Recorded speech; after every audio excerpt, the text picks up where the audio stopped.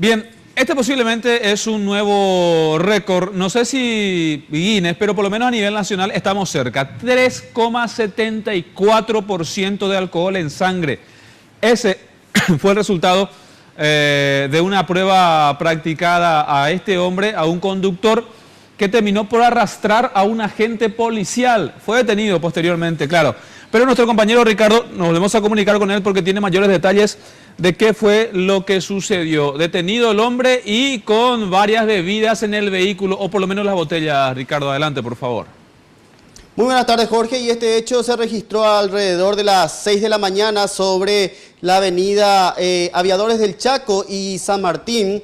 Según lo que nos relataban en la comisaría, el suboficial ayudante, él es identificado con el nombre de José Alderete, descendió de la patrullera para realizar una intervención cuando vio que dos personas en medio de la calle estaban discutiendo.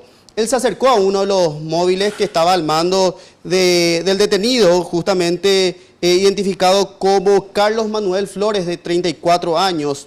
Este sujeto, al momento de solicitarle su documento de identidad, cerró la ventanilla por el brazo del suboficial y lo arrastró por lo menos 200 metros del lugar de donde estaban. Esto es lo que nos contaba el comisario Ignacio Rodríguez, jefe de la comisaría Metro.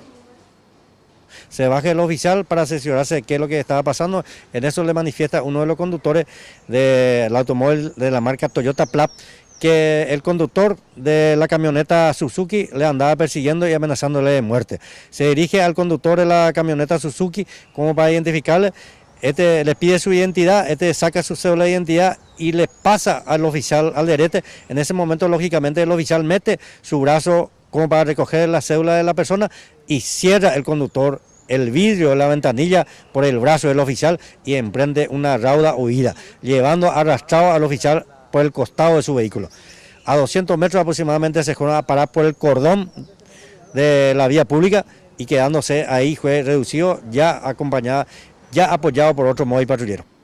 Horas después, también en esta misma comisaría, llegaba otra persona para denunciar a este sujeto por atropello. Según la policía, cree justamente de que esta persona estaba huyendo de ese primer choque y al momento de que lo encontraron, él ya reaccionó, intentó huir de cualquier manera.